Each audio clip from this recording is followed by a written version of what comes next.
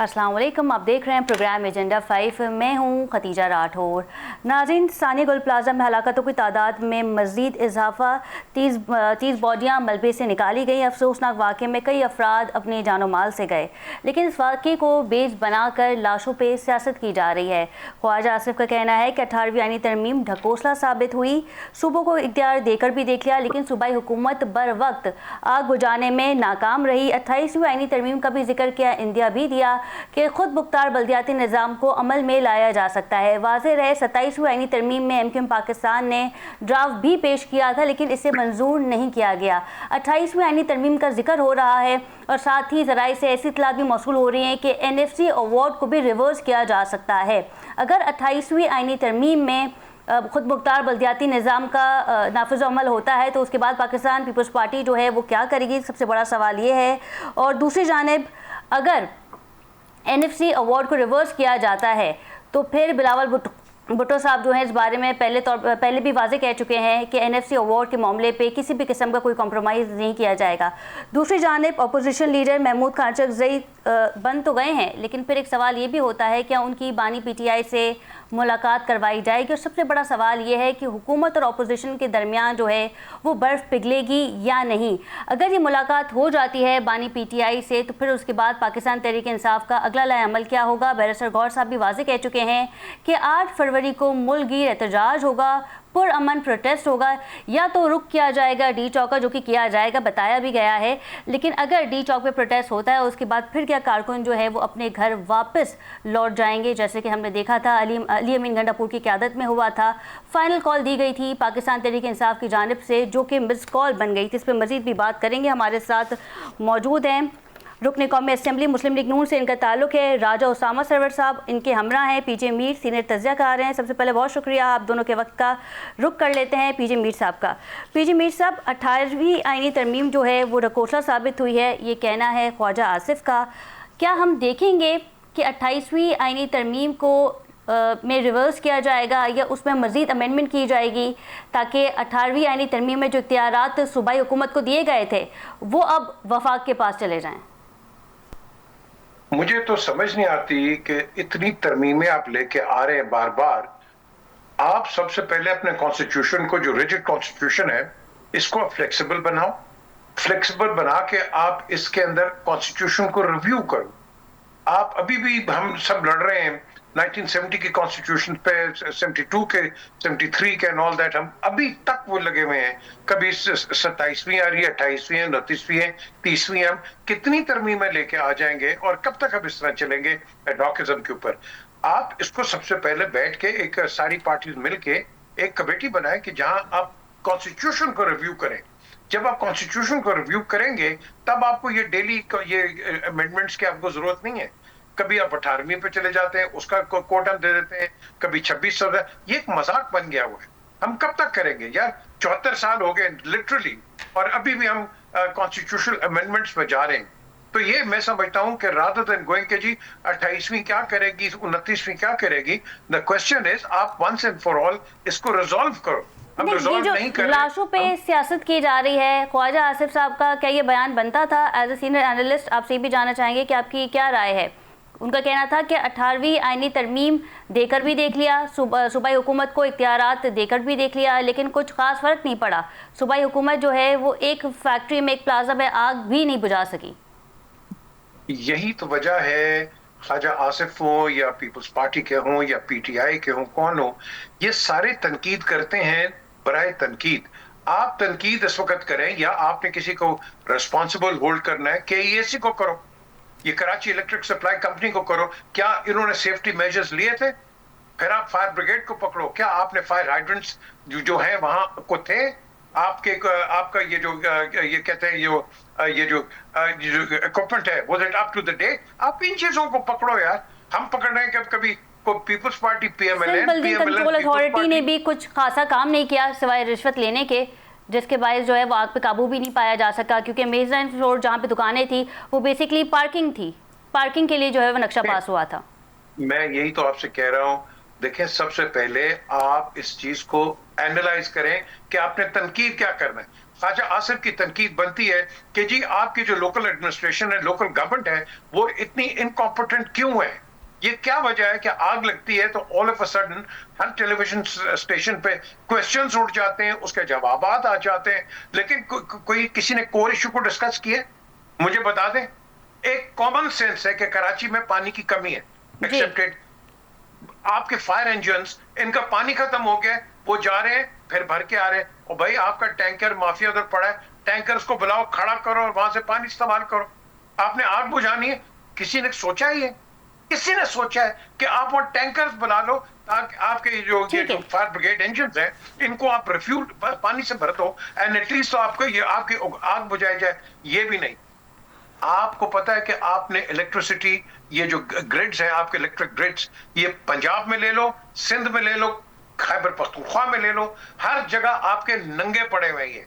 और कभी भी आपको पता ही है, बारिश होती है, तूफान आता है, वो शॉर्ट सर्किट कर जाते हैं। शुक्र करो कहीं आगा। इन चीजों को तनकीद करो ताकि इनको हम बेहतर बनाए। पॉलिटिकल स्कोरिंग नहीं होनी चाहिए इसके अंदर। बिल्कुल ठीक है। राजा उसामा साहब ने हमें ज्वाइन किया है, पीजे मीर साहब, मुस्लिम लीग नून से इनका ताल्लुक है। बहुत शुक्रिया राजा उसामा साहब आपके वक्त का। ये जो 18वीं आईनी तरमीम है, अब ये मौजूदा हुकूमत के लिए क्या मसला बन गई है? और हम देखेंगे कि आने वाले वक्त पे पाकिस्तान पीपल्स पार्टी जो है वो भी आप लोगों पर तनकीद करेगी, क्योंकि गुल प्लाजा में आग लगने के बाद ख्वाजा आसिफ साहब का स्टेटमेंट भी सामने आया। बरमला उन्होंने असेंबली में कहा कि 18वीं आईनी तरमीम ढकोसला साबित हुई है, सूबाई हुकूमत को इख्तियारात दे के भी देख लिया लेकिन वो आग ना बुझा सके। बिस्मिल्लाहिर्रहमानिर्रहीम। देखिए जी, 18वीं तरमीम जब तक चल सकती थी उस टाइम ज़रूरत थी और उस टाइम उसने काम भी किया, उसकी बेहतरी भी आई, सूबों में बेहतरी भी आने की कोशिश की गई। मगर अब जैसे जैसे वक्त गुजरता है, आपको पता है जी, हर चीज़ को बेहतर किया जाता है। तो अभी हम लोग कोशिश कर रहे हैं कि उस सेटअप को बेहतर किया जाए, क्योंकि आपको पता है कि हर चीज़ का बोझ तो वफाक पे गिरता है। चाहे वो आपकी आर्म फोर्सेस की तनख्वाह हो, पुलिस को चलाना हो, आपकी सिविल इदारों को बेसिक बड़े चलाना हो, सब कुछ फेडरेशन मैनेज करता है। तो ज़ाहिर बात है फिर फेडरेशन के लिए मुश्किल हो जाता है। और ये भी, इसमें भी कोई शक नहीं है, कोई दो राय नहीं है, यानी कि अमेंडमेंट हो सकती है राजा उसामा साहब? जी जी जी, बिल्कुल हो सकती है जी, इसमें कोई शक नहीं है, इसमें कोई दो राय नहीं है। मुश्किलात हर जगह हैं और हम कोशिश कर रहे हैं। अब हम कोशिश करें, देखिए फेडरेशन काम कर रही है, फेडरेशन अब काम पूरी कोशिश कर रही है करने की कि हम किसी तरह सिस्टम बेहतर कर सके। और अब देखेंगे कि सिस्टम बेहतर हो रहा है। और ये चीज आपको प्लीज अंडरस्टैंड करनी पड़ेगी, जो ख्वाजा आसिफ साहब ने स्टेटमेंट दी है 100% ठीक है, इसमें कोई शक नहीं है। क्या ये छोटा लूप होल था? ये बहुत बड़ा लूप होल था जिसको कवर नहीं कर पा सके। और देखिए जी, ये किस तरह हो गया कि एक प्लाजे में आपने जहाँ 1100 दुकानें बनती थी, वहां आपने एकदम 1300 दुकानें बना दी। ये बहुत बड़ा लूप होल है, ये आपके लिए क्वेश्चन मार्क है। उसके बाद फायर एग्जिट नहीं है आपका, वो नहीं है, वेंटिलेशन सिस्टम नहीं है। मेरी लोगों से बात हुई, क्योंकि मेरा तो कराची से ताल्लुक नहीं है उस तरह कि इधर क्या हालात है, तो वो ये कहते हैं कि यहाँ बंदा घंटे से ज्यादा बैठ नहीं सकता था, कि आपको सांस का प्रॉब्लम शुरू हो जाता, कि ऑक्सीजन कम होना शुरू हो जाती थी, क्योंकि वेंटिलेशन सिस्टम नहीं था। उसके बाद चले ये सब कुछ हो गया, ये चले हम समझ सकते हैं कि लूप होल्स कहीं ना कहीं होते हैं। उसके बाद इतना बड़ा लूप होल के कराची जल रहा है, 3 दिन जलता रहा, 32-34 घंटे आग लगी रही, और आपसे एक आग नहीं बुझाएगी। और उसके बाद आपके मेयर साहब लेट आते हैं, जो भी हुआ उसके बाद आपको अपने फायर इक्विपमेंट पे काम करना चाहिए, फायर फाइटर्स पे काम करना चाहिए। अल्लाह उनको जन्नत नसीब करे जो लोग शहीद हो गए इसमें। बड़ा मुश्किल होता है कहना, आसान होता है करना, बड़ा बड़ा मुश्किल होता है उन लोगों के लिए जिन्हें ये भुगता है सब कुछ। वहाँ हमारे एक फायर फाइटर भी शहीद हो गए, लोगों की फैमिलीज अंदर थी, लोगों की पूरी फैमिलीज जाया हो गई, माल भी दोबारा आ जाते हैं। ये भी तो बताया जा रहा है कि लाहौर में भी तो आतिशदगी के वाकयात हुए हैं, प्लाजाज में हुए हैं, शॉपिंग मॉल में हुए हैं, लेकिन उसके बाद वहाँ पे तो अमेंडमेंट नहीं लाई गई आइन में। नहीं, ये देखिए जी, आप दो चीजें उनको जोड़ रही हैं, ये इस तरह की बात नहीं है। देखिए जी, अगर इस तरह अगर आप आ जाए, अगर आप देखें पंजाब का सेंटर इस टाइम लाहौर है, लाहौर में कभी ऐसा अल्लाह माफ करे कोई वाकया नहीं हुआ और जिसपे कोई काम ना हुआ। लाहौर इस टाइम जितना वेल इक्विप्ड है, मेरा ख्याल है कोई भी सूबे, किसी भी सूबे का कोई भी शहर इतना वेल इक्विप्ड नहीं है। ये तो आउट ऑफ क्वेश्चन है ना, कि देखें जहाँ पंजाब में 17-18 डिपार्टमेंट्स बना के एक पंजाब को नए रुख की तरफ लेके जाया जा रहा है, वो तो पंजाब तो इस टाइम मुकाबले में नहीं है किसी के। दैट्स स्टुपिडिटी कि आप अगर कहें कि जी वो पंजाब का मुकाबला है, पंजाब का किसी से मुकाबला नहीं है। पंजाब अपना काम कर रहा है और ये लाशों पे सियासत भी नहीं बात होनी चाहिए काम की। काम की बात होनी चाहिए थी। काम पे ये है कि हम लोग पूरा कोशिश कर रहे हैं इस सिस्टम को बेहतर किया जाए। देखिए जी, अमेंडमेंट का इस चीज से कोई लेना देना नहीं है जी। प्लाजे में आग लग गई तो अमेंडमेंट आ गई, नो, वो एक आपके नेशनल पॉलिटिक्स और आपके सूबे की पॉलिटिक्स के दौरान उसकी उसकी वजह से ये अमेंडमेंट आ रही है। और ये आना जरूरी भी है कि आपका फेडरेशन खाली ये नहीं हो सकता खाला सारा फेडरेशन बोझ उठाए, सूबों एनएफसी के थ्रू अपना पैसा ले जाए और वो अकाउंटेबल ना हो कल फेडरेशन को, क्योंकि जवाब तो हर जगह फेडरेशन ने देना है। क्या वो आईएमएफ हो, क्या आपके वर्ल्ड बैंक हो, हर जगह आपको जवाब तो इसने देना है, हमने फेडरेशन ने हमने देना है। तो इसलिए ये जरूरी भी है कि चीजों को अकाउंटेबल किया जाए। ये नहीं कहते कि जी बिल्कुल ही खत्म कर दें, उसमें अमेंडमेंट की जरूरत है। कुछ चीजें ऐसी हैं जिनकी जरूरत है कि फेडरेशन देखे, कुछ चीजें हैं जिनको सूबा देखे। और दूसरी बात ये रही कि जो आग लगी वो बहुत एक बड़ा आसानिया है। अल्लाह पाक उनके लिए आसानी करे जिन लोगों के साथ ये वाकया हुआ है। नहीं, राजू समाज साहब, पाकिस्तान पीपल्स पार्टी जो है वो आपके इत्तेहादी भी है, तो अगर 18 अमेंडमेंट में तरमीम की जाएगी तो वो तो इससे अपना क्रेडिट मानते हैं, क्रेडिट लेते हैं, ये तो उनकी सियासी बका है और आपके इत्तेहादी भी हैं, तो फिर उसके बाद सूरत हाल किस जानिब जाएगी? नहीं, वो हमारे बिल्कुल जी इत्तेहादी पहले भी थे, अभी भी इत्तेहादी हैं। हमने ये तो नहीं कहा जी कि हम जोर जबरदस्ती कोई अमेंडमेंट ले आएंगे। जाहिर बात है उनको हम राजी करेंगे, इस चीज पे एग्री कराएंगे, अपने साथ खड़ा करेंगे, उसके बाद ये अमेंडमेंट लाई जाएगी। जाहिर बात है कोई जोर जबरदस्ती तो अमेंडमेंट आ नहीं सकती। वो हमारे साथ बिल्कुल इस चीज पे एग्री करेंगे, उसके बाद ये अमेंडमेंट आएगी। बिल्कुल उनका क्रेडिट है। उस टाइम जिस टाइम ये काम किया गया उस टाइम ये बहुत बड़ा एक काम था। आज वक्त आ गया है कि उसमें अमेंडमेंट की जरूरत है। हम ये तो नहीं कह रहे कि एनएफसी खत्म कर दें, हम ये कह रहे हैं एनएफसी को बेहतर एक करने की शक्ल जरूरत है जिसमें फेडरेशन को भी सपोर्ट हो और सूबे की भी सपोर्ट हो। यानी कि आप ये कहना चाह रहे हैं कि एनएफसी अवार्ड का एक हिस्सा जो सूबाई हुकूमत को मिल रहा है उसमें वफाक को भी शेयर मिले? नहीं, उसको बेहतर करने की जरूरत है जी। देखिए आपको आइडिया नहीं है मेरा ख्याल है इस टाइम कितना बड़ा चंक चला जाता है सिंध, पंजाब या केपी को या उनको जी क्या नाम है बलोचिस्तान को जी। तो उसमें बेहतरी की जरूरत है कि उसको थोड़ा बेहतर किया जाए, उसकी कोई शक्ल बनाई जाए जिसमें फेडरेशन को भी सपोर्ट हो और सूबों को भी सपोर्ट हो। ठीक है पीजी मीर साहब, अमेंडमेंट के हवाले से हम बात कर रहे हैं, उस पर आपने अपना तजिया भी दिया है, लेकिन साथ ही एक और हॉट टॉपिक है और वो ये है कि अपोजिशन लीडर महमूद खान अजगज़ई जो हैं वो क्या बानी पीटीआई से मुलाकात कर सकेंगे? कल भी मुलाकात का दिन था, हम शीराएं गई लेकिन मुलाकात नहीं हो सकी। तो अब क्या अपोजिशन और हुकूमत के दरमियान हम देखेंगे कि मुज़ाकरात की मेज़ पर बैठा जा रहा है? मुज़ाकरात के अलावा कोई भी मुल्क नहीं चल सकता। आप अभी देख लें, आज ही डोनाल्ड ट्रंप ने जो डेवोस के अंदर एक स्पीच की है, कितनी थ्रेट्स की, कितना ये किया, लेकिन एंड में आके पैसिफाई किया कि मैं देखूंगा कि ये बेहतर हो जाएगा, ये होगा, बात वहां खत्म होती है। ये ऑपोजिशन और गवर्नमेंट का ये जो हेडलॉक है, आई थिंक इस हेडलॉक को हमने खत्म करना है। जब तक ये आपस में बैठेंगे नहीं, ये क्यों नहीं बैठ रहे? ठीक है, आई कैन अंडरस्टैंड कि ये जो पीटीआई वाले हैं इनके कहते हैं कि भाई इनके लीडर की इनकी मुलाकात होनी चाहिए, इनकी बातचीत होनी चाहिए, बिल्कुल होनी चाहिए। आई मीन इसमें कोई दो राय नहीं है, लेकिन at the end of the day it doesn't mean कि आप बाकी जो आपकी रिस्पॉन्सिबिलिटीज हैं आप उसको ओवरलुक कर लें और आप एक पॉलिटिकल डायलॉग एस्टैब्लिश ना करें। पॉलिटिकल डायलॉग एस्टैब्लिश होगा देन आई थिंक इन दोनों को चाहिए कि आप जेल मैन्युअल को स्टडी करें, क्योंकि फ्यूचर में जब ये लोग अंदर होंगे, अल्लाह ना करे ये अंदर हो, लेकिन अगर ये अंदर होते हैं तो इनके साथ भी यही होगा। So do we want that कि व्हाट गोज अराउंड कम्स पीजी मीर साहब, नवाज शरीफ साहब तो अंदर थे, पीटीआई के दौर में भी अंदर थे, लेकिन उन्हें तो भेज दिया था लंदन कि उनका ट्रीटमेंट यहाँ लाहौर में पाकिस्तान में मुमकिन नहीं है, तो फिर वो यूके चले जाएं और वो बाहिफाजती तौर पे वॉक करते हुए गए हैं और प्लेन में बैठ के उन्होंने एक तवील सफ़र जो है वो 8-9 घंटे का तय किया और फिर वो लंदन चले गए दवाई लेने। देखिए, अगर वो चले गए हैं तो अगर वो किसी बीमारी की वजह से गए ना, उसकी क्लियरेंस किसने दी थी? पीटीआई ने दी थी। बिल्कुल, अगर उस वक्त की वज़ीर सेहत थी यास्मीन साहिबा जी, यास्मीन राशिद ने बिल्कुल दी है। तो अगर चले गए तो let's not half on it. अगर उनकी तबीयत खराब थी, अगर वो बीमार थे, सो बी इट। हमें देखो, this is a trivial conversation.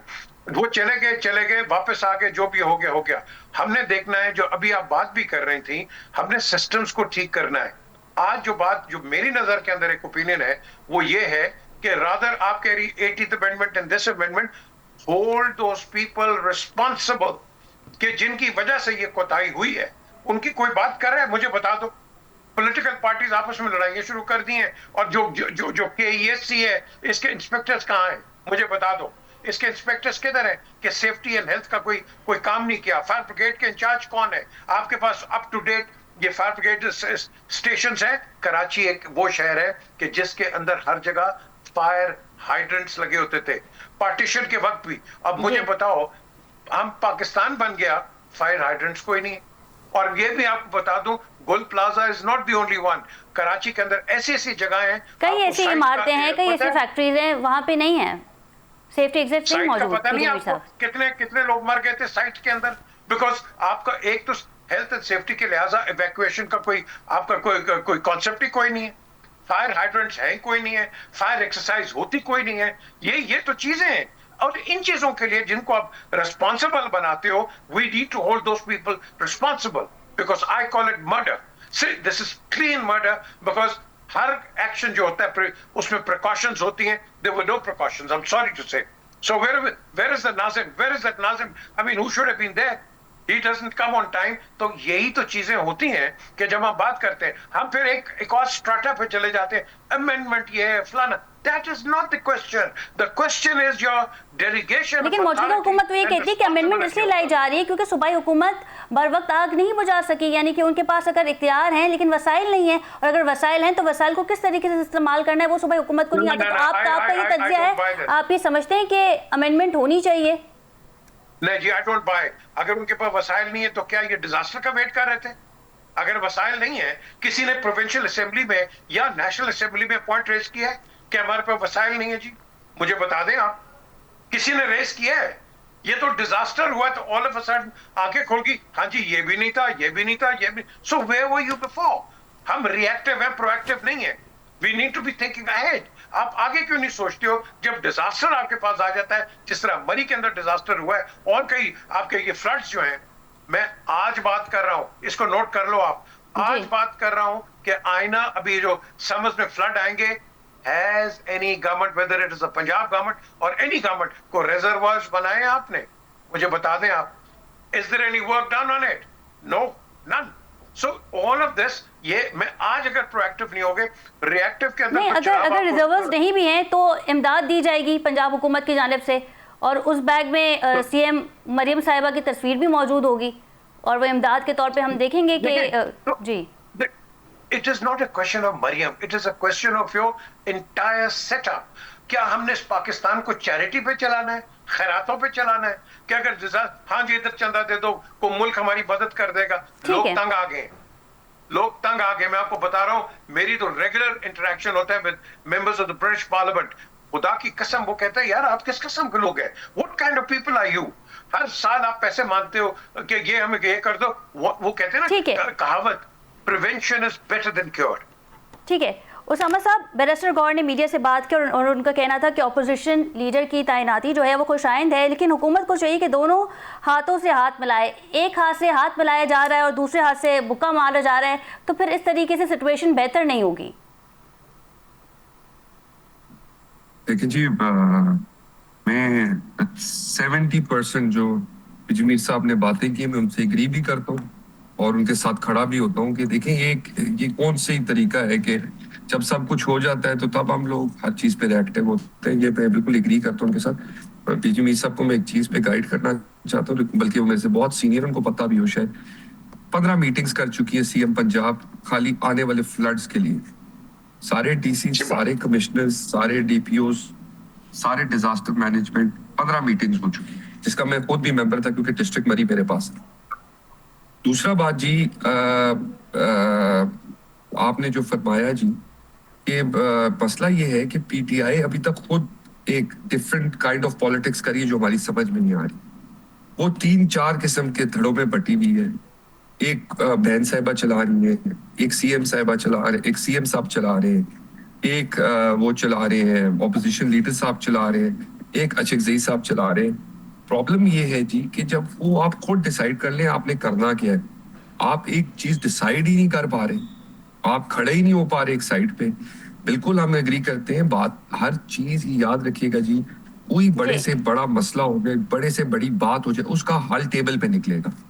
तो मेरा अभी भी गुजारिश है, मैं तो एमएनएस जितने हमारे उनको गुजारिश भी करता हूँ कि यार ये अपने लोगों को समझाएं, आए बैठे बात करें, नहीं, मगर लेकिन वो पहले पाकिस्तान तहरीक-ए-इंसाफ की तो शर्त यह है कि बानी पीटीआई से मुलाकात करवा दी जाए हमशीराओं की। देखिए जी, कई बार उनके देखिए अरकान जी, हमारे प्रोग्राम में आके इस चीज़ को डिस्कस भी कर चुके हैं, और जिस तरीके से आपने कहा कि वो पार्टी जो डिवाइडेड है कई अरकान में, तो ये भी पार्टी के सीनियर लोग कह चुके हैं कि मुज़ाकरात के लिए, पर्टिकुलरली मुज़ाकरात के लिए अलामा नासिर और महमूद खान रज़क़ज़ई को इख्तियारात दिए हैं बानी पीटीआई ने। तो क्या मौजूदा हुकूमत बात करेगी महमूद खान रज़क़ज़ई से? मैं प्लीज कंप्लीट मुझे करने दीजिएगा। देखिए जी, आपने जैसे फरमाया, खुद अभी फरमाया कि जी उनकी बहनों की मुलाकात का जेन मैनुअल क्या कहते हैं जी। हमने भी मुलाकातें की अपने कायद से, हमारे तो 40-50 सबसे सीनियर लीडरशिप सारी अंदर हो चुकी थी। ठीक है, प्लीज आपको जेल मैनुअल फॉलो। एक साइड पे आप कहते हैं जी बहनें गैर सियासी हैं, बाहर आके सारी सियासत वही करती हैं बहनें। ठीक है जी, या आप डिसाइड कर लें। हमने तो कभी आपको मुलाकातों से नहीं रोका था, ना आपके खिलाफ खड़े हुए थे। हमने तो आपको आखिरी मुलाकात में फैसिलिटेट भी किया, राना सनाउल्लाह साहब ने और स्पीकर साहब ने और आजम अजीज तारड़ साहब ने। मगर आप अपने लिए मुश्किलें खुद बनाते हैं। दूसरी बात जो आपने की जी, बिल्कुल 110% हम बात करने के लिए तैयार हैं, मगर मसला ये है कि आप एक साइड पे बात कर रहे हैं और दूसरी साइड पे तसादुम की बात कर रहे हैं। तो ये दोनों काम इकट्ठे नहीं हो सकते। या आप पहले तसादुम करके देख लें, जो आपने पहले 9 में किया है, एक दफा फिर ट्राई कर लें, एक दफा फिर कोशिश कर लें, आपको उसका अंजाम नजर आ जाएगा।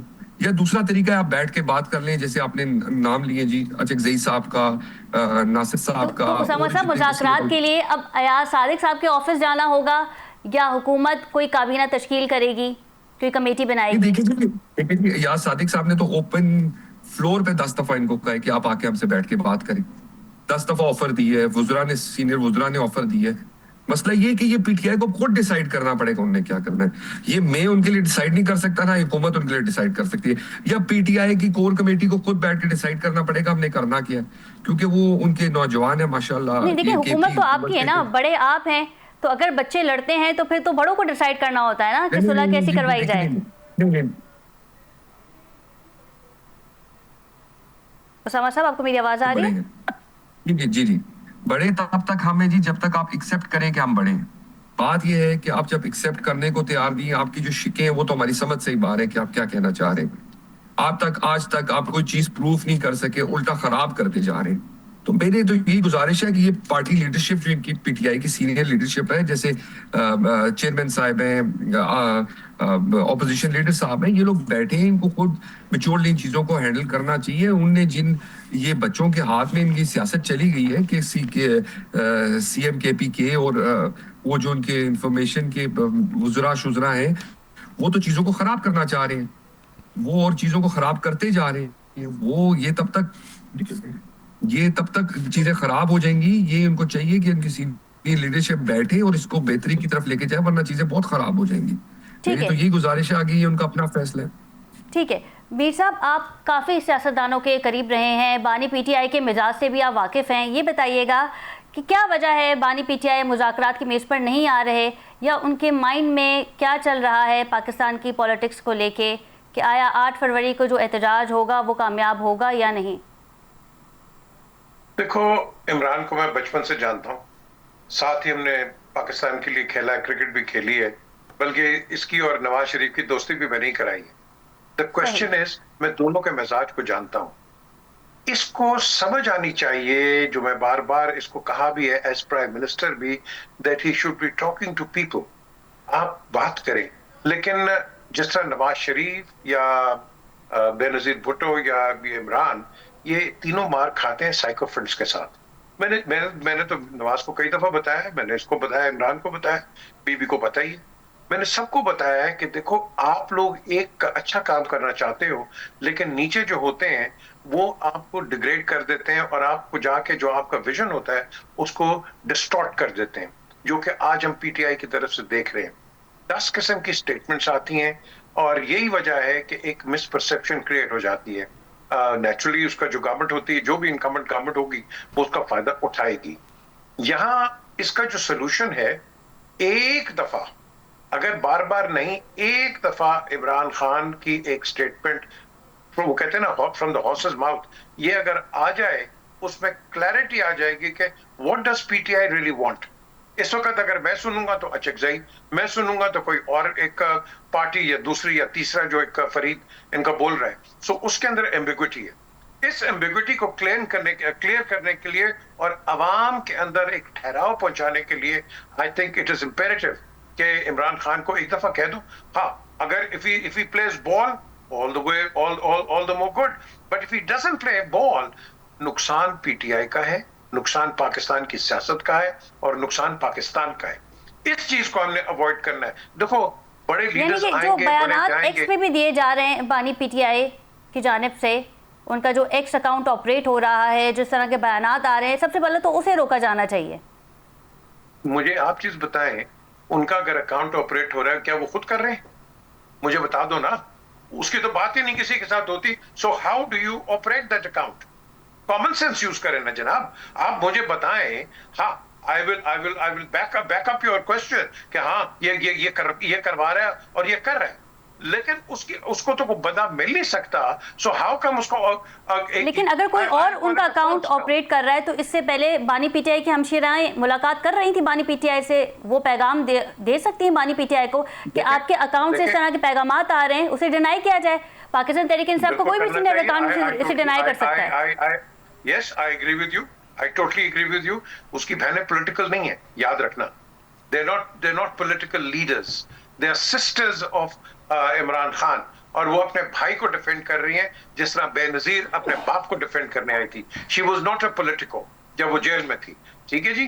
अब बात यहाँ आती है कि यही जो आपने सवाल किया है, आई थिंक अगर ये ज्यादा क्लैरिटी से आ जाए कि ये इमरान खान नहीं कह रहा, और अगर आप उसको डिस्टॉर्ट करके कहते हैं कि जो कि आई फील डिस्ट्रॉक्शन है, मुझे पता है कितना पेट्रियोटिक है या कितने उसकी अच्छाइयां और बुराइयां हैं, we all know it, but the question is because of ambiguity and because of his being silenced, हर बंदा उसका फायदा उठाता है। मुझे पता है नवाज शरीफ का किस तरह लोग फायदा उठाते थे, बेनजीर का उठाते थे, बिकॉज जब ये बात नहीं करते थे थर्ड पार्टी बिल्कुल ठीक है, बिल्कुल ठीक है। मीर साहब आप हमारे साथ रहिएगा, राजा उसामा साहब आप भी हमारे साथ रहिएगा। ब्रेक का वक्त हुआ है, ब्रेक के बाद आएंगे और मजीद इस पर बात करेंगे। Stay with us. जी नाज़रीन, welcome back from the break. और हम बात कर रहे थे मुल्क की मौजूदा सियासी सूरत हाल के ऊपर। 8 फरवरी को पाकिस्तान तहरीक इंसाफ ने कॉल दे रखी है पुरअमन एहतजाज की, और मुल्क गिर जो है ये एहतजाज किया जाएगा। क्या मौजूदा हुकूमत जो है वो इस एहतजाज में पाकिस्तान तहरीक इंसाफ के लिए रास्ते खोल देगी, या फिर हम देखेंगे कि जगह जगह रुकावटें खड़ी कर दी गई जिस तरह माजी में भी की गई थी? राजा उसामा साहब हमारे साथ मौजूद हैं। राजा उसामा साहब, बैरिस्टर गौर साहब तो कहते हैं कि 8 फरवरी को प्रोटेस्ट होगा, पुरअमन होगा, एक गमला भी नहीं तोड़ा जाएगा।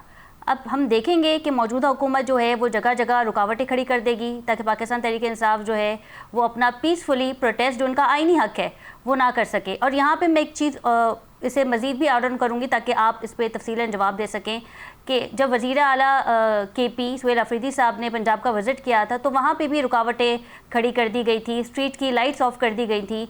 तो क्या 8 फरवरी को भी हुकूमत यही करेगी? जी, अगर आप इस तरह बात करें ना जी, तो आपका ट्रैक रिकॉर्ड बताता है कि आप कितनी पीसफुल एहतजाज करते हैं। आपका ट्रैक रिकॉर्ड ठीक नहीं है। आपने 9 मई किया है इस मुल्क में, 9 मई एक ही दफ़ा, और अल्लाह करे दोबारा ना हो। तो प्रॉब्लम ये है कि आपके अंदर वो जो मिलिटेंट फैक्टर है ना जी, मैं ये नहीं कहता। उसामा साहब, मैं आपको सुन नहीं पा रही हूँ। प्रोड्यूसर साहब से दरख्वास्त है ज़रा प्लीज़ वॉल्यूम चेक करें ताकि मैं उसामा साहब को सुन पाऊँ। हेलो, आवाज़ आ रही है जी? जी उसामा साहब, कम है जी। उसामा साहब कहिए। जी, आवाज़ आ रही है जी? जी अब आ रही है जी। मैं ये कह रहा हूँ कि बेसिकली आपका ट्रैक रिकॉर्ड बताता है कि आप इंतशार करना चाहते हैं या नहीं करना चाहते, या पीसफुल रहना चाहते हैं या नहीं रहना चाहते। आपका ट्रैक रिकॉर्ड ठीक नहीं है। 9 में इस मुल्क में एक दफ़ा हुआ और अल्लाह करे दोबारा कभी जिंदगी में ना ऐसा वक्त हम देखें, तो आपका रिकॉर्ड ठीक नहीं है। दूसरा, आपके अंदर मसला ये है कि ये नहीं कि पूरी पीटीआई बुरी है, आपके अंदर एक बहुत हैवी आप एक मिलिटेंट फैक्टर आ चुका है जो इंतशार की बात करते हैं और इंतशार करना चाहते हैं। आप बिल्कुल अगर हमारे साथ एक महज़ब तरीके से चलेंगे तो आपको कोई तंग नहीं करेगा। आप बिल्कुल महज़ब तरीके से अपनी रैलीज निकालें, आप अपना ताज रिकॉर्ड कराएं, ये आपका जमहूरी हक है। मगर आप यही कहें कि आप पुलिस वालों को भी मारेंगे, आग भी लगाएंगे, रास्ते में जलाओ गिराओ भी करेंगे। नहीं, तो जब KP से पंजाब का रुख किया जा रहा था तो क्या किसी किस्म का कोई असला इस्तेमाल किया गया था, या अगर आप कहें इंतशार फैलाया गया हो जिस वजह से पंजाब की स्ट्रीट लाइट और लिबर्टी चौक पे नाके लगा दिए गए थे? नहीं। पहली बात जी, फर्स्ट ऑफ ऑल आपको बिल्कुल आपको इजाजत दी गई थी कि आप अपने सेनेटर्स लाएं, आप अपने पार्लियामेंटेरियंस लाएं, आप अपने MNAs MPs को लेके आएं। आपको ये किसी ने इजाजत नहीं दिया था कि आप पंजाब असेंबली के अंदर अपने गुंडे लेके आ जाएंगे। वहां से माहौल खराब होना शुरू हुआ। आपकी गुफ्तगू जो थी, उस गुफ्तगू की वजह से चीजें एग्रीवेट होना शुरू हुई। हमने हमेशा आपको कोशिश की, हम आपको अकोमोडेट भी करें, आपको कि आप गालिम गलोच भी करेंगे, लड़ाई झगड़ा भी करेंगे, हर इंतशारी काम भी करेंगे, उसके बाद हम कहेंगे नहीं खैर है। तो इस तरह नहीं होगा। हमने पंजाब में बड़े लॉ को मद्देनजर रख के सिस्टम चलाते हैं और इसी वजह से पंजाब इस टाइम बिल्कुल अल्हम्दुलिल्लाह एक अच्छी सिचुएशन में चल रहा है। CCD है, सुथरा पंजाब है, 112 है, हर किस्म का एक फैसिलिटी का एक फैक्टर देने की कोशिश की जा रही है और उसको और बेहतर करने की कोशिश की जा रही है। बिल्कुल, क्योंकि हर चीज तो पॉसिबल नहीं है, उसमें बड़े फैक्टर्स अभी रहते हैं, उनको बेहतर करने की कोशिश की जा रही है। मगर आप ये एक्सपेक्ट करें कि आप आएंगे, गुंडे भी लेके आएंगे, जो दिल करेगा करेंगे, आपको कोई रोक दोग नहीं होगी, इस तरह नहीं हो सकता। सॉरी, आप डेकोरम फॉलो जान साहब करें। ये कहते हैं, सोहेल आफरीदी साहब ये कहते हैं कि हम कोई गुंडे साथ नहीं लेकर आए, हम तो स्ट्रीट मूवमेंट के लिए आए थे जो पंजाब हुकूमत ने हमें नहीं करने दी गई। लेकिन आपने देखा होगा कि सर ने किस तरीके से वेलकम किया है। सैयद गनी साहब ने उन्हें टोपी भी पहनाई, अजरक भी पहनाई, एयरपोर्ट रिसीव करने के लिए भी गए। तो फिर आपने सिंध हुकूमत का हाल देख लिया जी। हमें तो पता था कि क्या होना है। बिल्कुल, हमने तो ये किसी को कुछ नहीं कहा। आप अपनी गाड़ियों में झंडे रख के ला रहे हैं, अपनी गाड़ियों में झंडे रख के ला रहे हैं और कह रहे हैं हमने तो क्लेम नहीं किया जी। आपने क्लेम किया कि 25 पता नहीं 20-25 हजार बंदा आ जाएगा। शफी जान साहब ने क्लेम किया 20-25 हजार बंदा आने लगे जी लिबर्टी चौक में। क्या लॉजिकली उनको 200 पुलिस वाला रोक सकता है? ये कैसी बात है जी? उधर 200 पुलिस वाला खड़ा था, बिल्कुल खड़ा होगा, क्योंकि आपका ट्रैक रिकॉर्ड ठीक नहीं। आप पिछली बार भी इधर लिबर्टी चौक से भाग के कैंट में पहुंच गए थे, जहां जाके अपने कोर कमांडर हाउस जला दिया था। तो आपका तो रिकॉर्ड ठीक नहीं है। प्लीज अपना रिकॉर्ड ठीक करें तो उसके बाद ये बातें करें, क्योंकि आपने कराची में भी ये कोशिश की। साहब, ये जो फोरेंसिक रिपोर्ट आई है कोर कमांडर हाउस पे हमले की, उसमें सोहेल आफरीदी, कमरान मंगश और एक दो और नाम है पाकिस्तान तहरीक इंसाफ के अरकान के। तो इस फोरेंसिक रिपोर्ट के बारे में आप क्या तज्जिया करेंगे? देखिए, आई डोंट नो कि फोरेंसिक रिपोर्ट क्या है। इतना मुझे पता है कि फॉर एग्जांपल वो राशिदा को जो आपने दिया है पनिशमेंट, दैट इज अनजस्टिफाइबल। वो टेलीविजन पे मैं अभी देख रहा था, वो फुटेज पुरानी, वो मना कर रही है कि अंदर मत जाओ, इनको रोको, अंदर मत जाओ, ये करो वो करो। और naturally I don't know what happened, but she got punished for it. लेकिन the question here is again, where was the सदर पुलिस जब ये इधर आए हैं? ये जमकट्टा जब इधर आया है, पुलिस कहां थी कैंट के अंदर? You cannot get into Kent without crossing those barriers. ये कहां से अंदर आए? ये कैसे आए? What happened? और पीछे बटालियन है पूरी। So the question here arises, इसकी एक thorough investigation होनी चाहिए। और जो भी culprit है, ये तो एक unforgivable एक मेरी नजर के अंदर एक offense है कि आप एक कोर कमांडर ये जो आपने सवाल उठाया है, इस पे हुकूमत जवाब भी दे चुकी है कि क्योंकि अवाम का प्रेशर इतना था कि हमने पुलिस एहलकार से कहा, या जो दीगर वहाँ पे कोर कमांडर हाउस के फ्रंट पे या आगे पीछे जो एहलकार मौजूद थे, उनसे कहा गया था कि आप अवाम पे हाथ ना उठाएं और इन्हें करने दिया जाए जो ये कर रहे हैं। No, that is unacceptable. Unacceptable.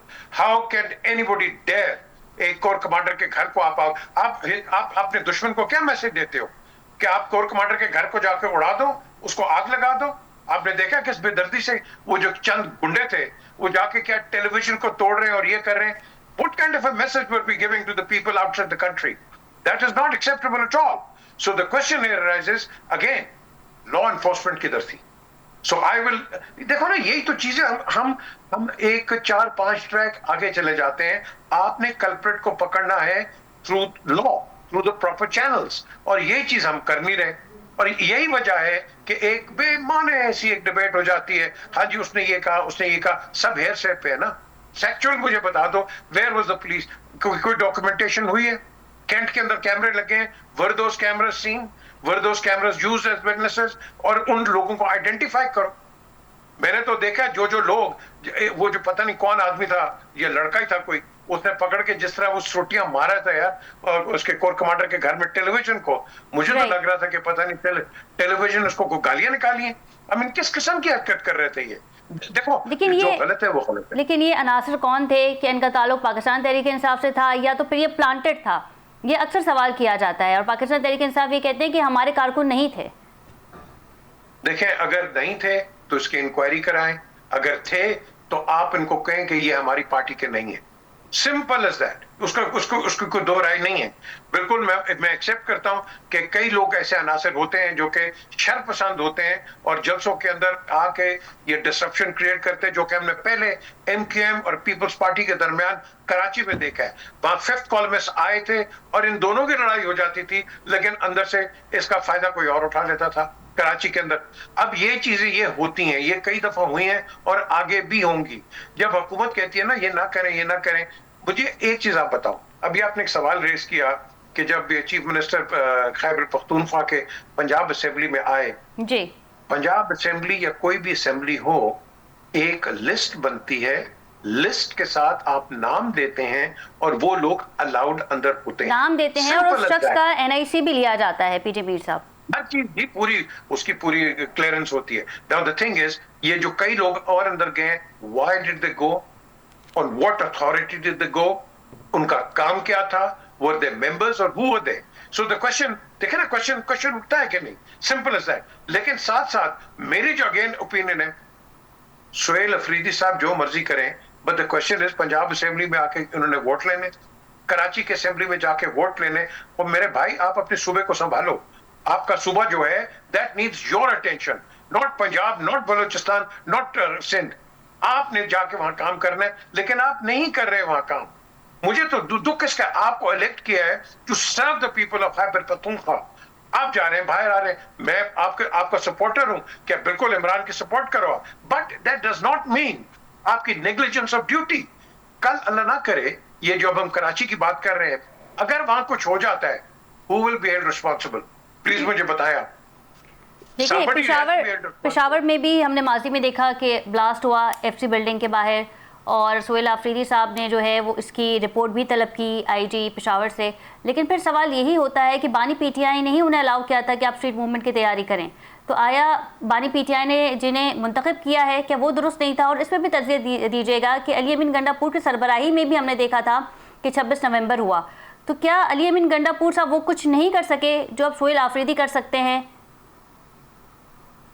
जो गंडापुर साहब ने किया है ना, आई कैन इमेजिन कि उनकी मुलाकातें हो रही थी इसके चेयरमैन के साथ, बट सुहेल अफरीदी को कौन सी अथॉरिटी है या किसने कहा है? उनकी तो मीटिंग ही कोई नहीं हुई, तो उनको किसने कहा है कि आप ये करें?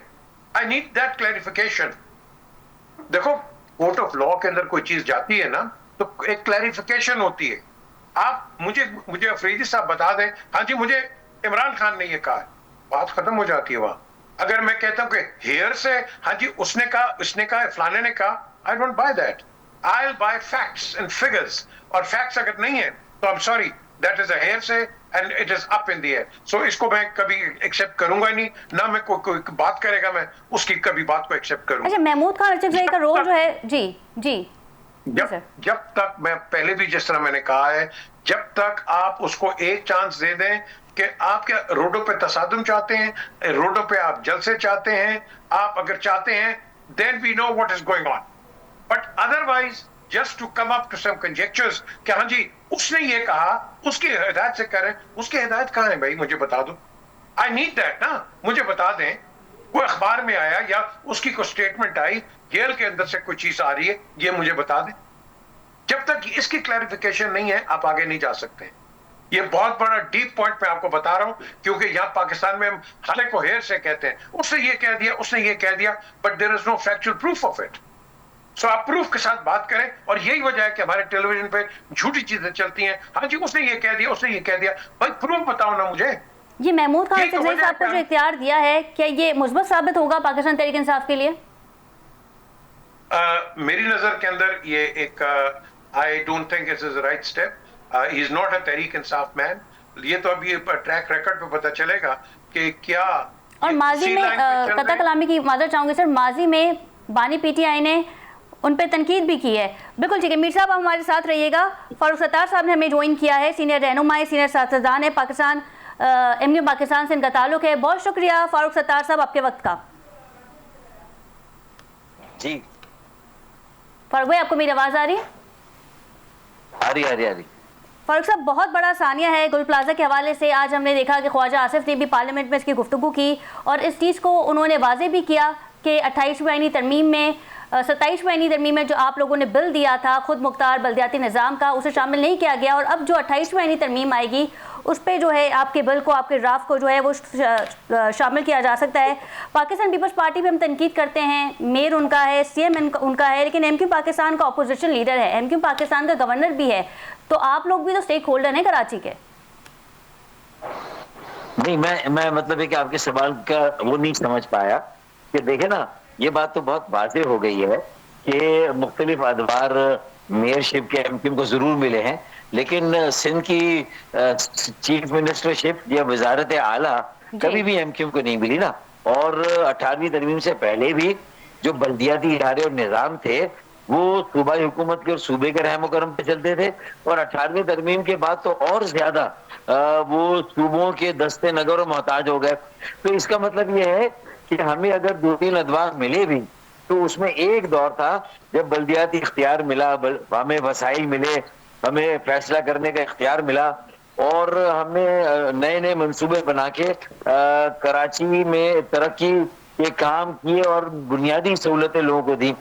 K2 जो पानी का मंसूबा था 10 करोड़ गैलन इजाफी पानी, मेरे जमाने में मैंने दिया 98 में, 2008 में मुस्तफा कमाल भाई ने K3 10 करोड़ गैलन पानी दिया। अब जब से पीपल्स पार्टी मुसलसल 2008 से 17-18 साल हो गए बिला शिरकत गैरे, वो तमाम वसाइल, इख्तियार, इख्तदार, जमीन, तमाम इदारे, महकमे, पुलिस, इंतजामिया, हर एक पे वो काबिज है। तो आप ये देखें कि कराची को K4 का मंसूबा इनके बस की बात नहीं थी, वो हमने बड़ी मिन्नत की वजीर आजम से कि भाई इनसे ले ले, उन्होंने लेके वापडा को दिया। अब वो MQM की निगरानी में 75% मुकम्मल हो गया, अगले साल 26 करोड़ गैलन यौमिया इजाफी पानी हम देंगे। तो ये मैं इसलिए बता रहा हूँ कि देखें ये काम करने हैं पीपल्स पार्टी को, लेकिन ये बहुत सारे काम जो है वो फिर हम इसको लेके चल रहे हैं, बहुत सारी और बातें हैं, लेकिन मैं सिंपली जो बात कहना चाह रहा हूँ वो ये है कि अगर ये तमाम मार्केट की ताजिर तंजीमों को एतमाद में ले लिया जाए और एतमाद में लेने के बाद वहाँ कम से कम 275 ऐसे तिजारती मराकिज हैं, फायर अलार्म का और स्मोक सेंसर का, यानी जो धुआं है उसका एक सेंसर का सिस्टम लग जाए, तो आप बताइए कि एक हिस्से में अगर आग लगती है और अलार्म बच जाता है और कहीं से भी धुआं निकलता है तो कम से कम पूरी मार्केट को लोग खुद ही खाली कर देंगे, खुद ही निकल जाएंगे। ये लोग बेखबरी में मारे जाते हैं, जो मार्केट में रहते हैं फंस जाते हैं और कराची की हर जगह जो है पहुंच जाता है। में फायर अलार्म सिस्टम नहीं लगा हुआ फारूक सत्तार साहब।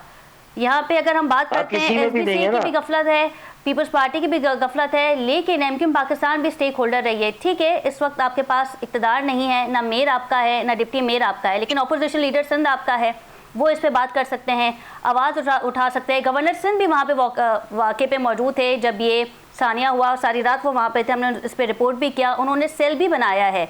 लेकिन एमक्यू पाकिस्तान इससे ज़्यादा मज़ीद और क्या कर सकती है?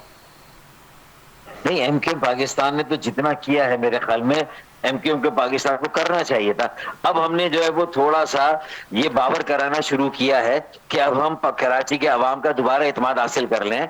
जो हमसे गलतियां माजी में हुई या किसी वजह से हम अवाम से उस तरह राब्ते में नहीं रह सके और डिलीवर नहीं कर सके बहुत सारी बातों पे, हमें कोई सख्त गिर मौक़िफ़ या पोजीशन इख्तियार करनी थी या अपने हलीफों को छोड़ के अलग जाकर बैठ जाना था, हमने वो अमल नहीं किया और हमने कई जगह समझौते किए, लेकिन वो पाकिस्तान के पाकिस्तान में सियासी जमहूरी इस्तेहकाम के लिए किया।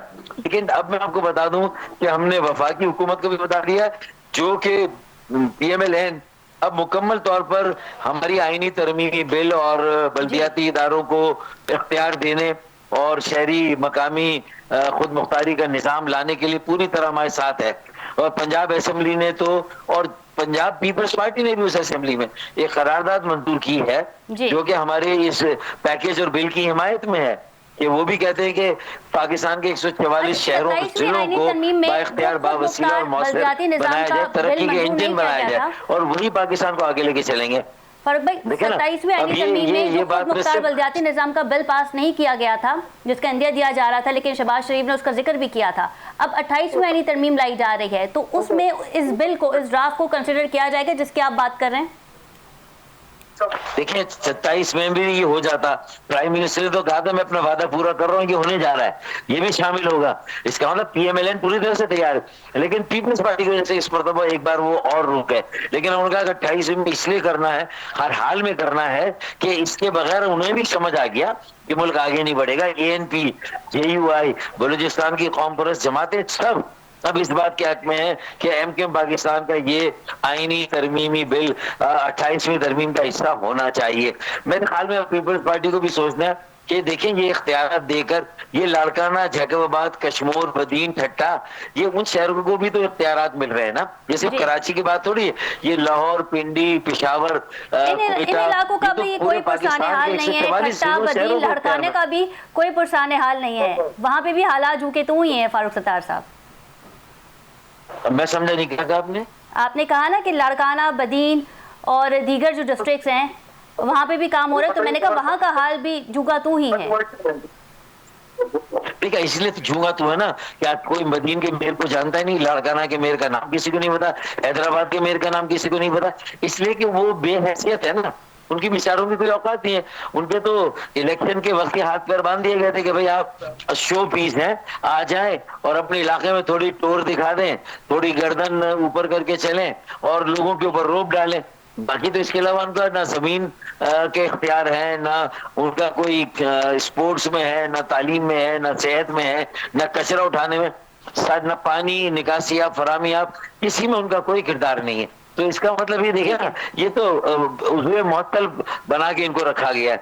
तो अब देखिए, हम कहते हैं कि अमेरिका में सदारती निजाम है, लेकिन बल्दियाती इदारे जो है, बल्दियाती जमहूरियत जो है सबसे मजबूत और मुस्तहकम है, सबसे बाख्तियार। सोरान ममदानी को देख लें, सादिक खान को लंदन में देख लें, फिर आप यूएई में इलेक्शन नहीं होते, लेकिन साथों के साथ उनके शहर दुबई, अबू धाबी, उनको जो इख्तियार थे देखें आज वो कैसे तरक्की कर रहे हैं। ठीक है। उसके बाद आप चीन आ जाए, चीन में कोई डेमोक्रेसी नहीं है, एक वन पार्टी रूल है कम्युनिस्ट पार्टी का, लेकिन 15 पार्टियां, 15 ग्रुप इलेक्शन लड़ते हैं। जो 4 कैंटून के मेयर हैं शंघाई के, उसके इलेक्शन के लिए और बाइख्तियार है।